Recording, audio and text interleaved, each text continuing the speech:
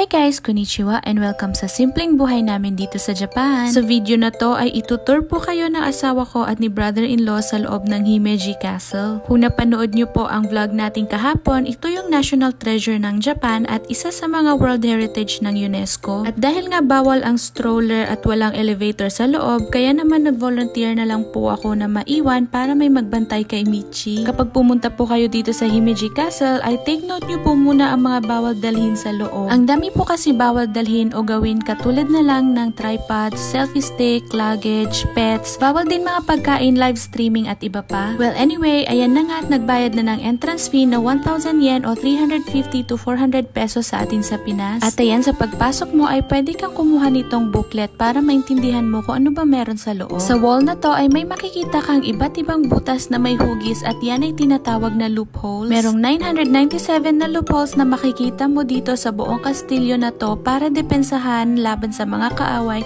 noong unang panahon. Kailangan mo ring maging maingat sa paglalakad dahil halos ng lagusan o pinto dito ay sobrang mababa. Ang gagaling nga ng mga videographer ko dahil dinedemonstrate talaga nila kung gaano kababa yung mga pintuan dito. Ilang minuto nga na paglalakad ay narating na nga nila itong main keep. Sobrang ganda talaga ng kastilyo na to sa personal. At alam niyo ba guys na bawat detalye dito ay may purpose kung bakit ganito ang disenyo nila. From roof tiles, gates, windows, walls at iba pa, lahat ng mga yan ay dinisenyo para pangdepensa sa mga kalaban noong panahon ng digmaan. Dito sa basement na to ay matatagpuan ang 15 meters na balon kung saan pinagkukunan nila ng tubig dati. Medyo mahaba-haba ang paglalakad bago mo talaga marating yung main keep dito. Ganito naman ang mga itsura at disenyo ng mga pintuan dito. Tingnan nyo naman kung paano nila ginawa yan. Pagpasok nga sa pintuan ay patuloy pa rin ang paglalakad mo para marating mo yung main entrance dito. At eto na naman ang mababang lagusan na kailangan mo talagang mag-ingat. May 6 na palapag nga pala itong Himeji Castle guys. So imagine kung walang elevator na kailangan mo talaga na maraming lakas para makapunta at makaakyat sa taas. Andito na nga tayo sa main door at kailangan pa natin umakyat ng konti. Bago kayo pumasok ay may nakabantay na mga staff dito na nagbibigay sa inyo ng supot para sa mga sapatos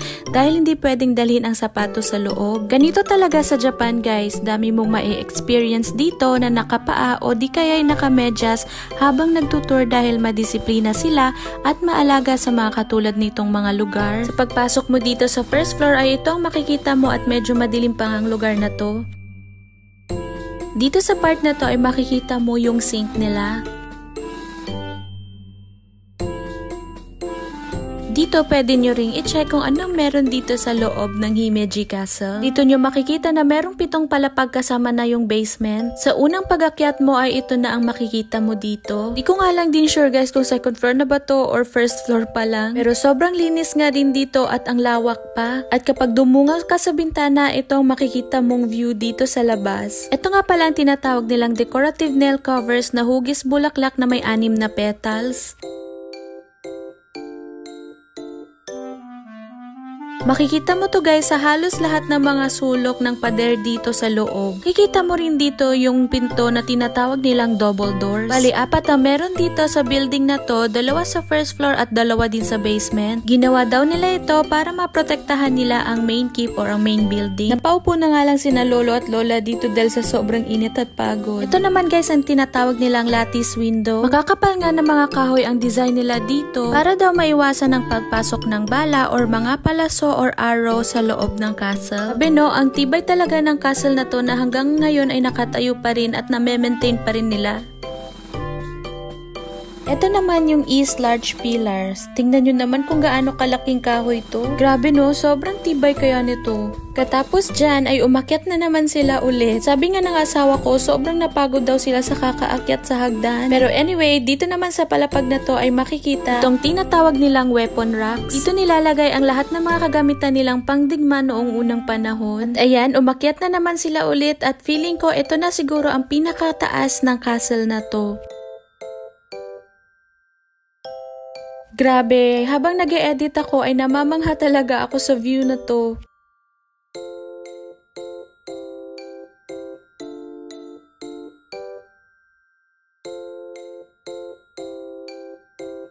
nga palang tinatawag nilang Osakabe Shrine. Tinayo kasi ang Himeji Castle sa lugar ng isang Shinto shrine na inilipat upang bigyan daan ang kuta. Sa paniniwala, ang pag-alis ng dambana ay nagdulot ng sumpa sa kanyang pamilya. Inutusan ng Panginoon ng Himeji na muling itayo ang dambana sa loob ng bakuran ng kastilyo noong unang bahagi ng ika-57 siglo. Katapos nga daw ng ikalawang digmaang pandaigdig ay muling inilipat ang dambana sa pagkakataong ito sa itaas na palapag ng keep. Ito naman ang tinatawag nilang ambush room. Ang 4 na sulok ng palapag na ito ay naglalaman ng mga nakatagong silid. Ang mga nagtatanggol kasi na mandirigma ay maaaring magtago dito para tambangan ang umatake ng mga kaaway. Napagod na nga ang ating mga videographer guys sa mga part na to, kaya naman nagpahinga na muna sila. Pero ganun pa man ay tuloy-tuloy pa rin ang ating pagtutur dito sa Himeji Castle. Ito nga mga damit nila noong unang panahon ng mga digmaan. Sa mga litrato or mga picture pa lang na nakikita ko dito ay damang-dama ko na kung gaano to kabigat.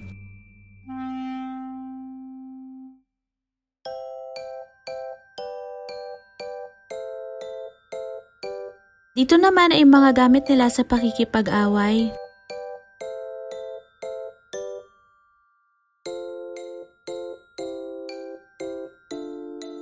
Tingnan nyo to guys kung gaano kakomplikado ang frame nitong Himeji Castle.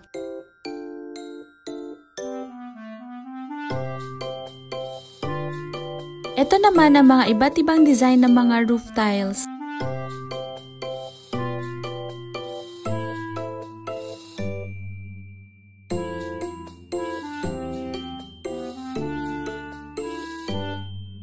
Dito naman ay pinapakita ang castle at ang buong lugar ng Himeji. Ang ganda no, at sobrang makikita mo talaga kung gaano kadetalye ang mga to. Ito naman guys ang mga stone coffin nila dati. Grabe no, sobrang bigat nito at hanggang ngayon ay na-preserve pa talaga nila.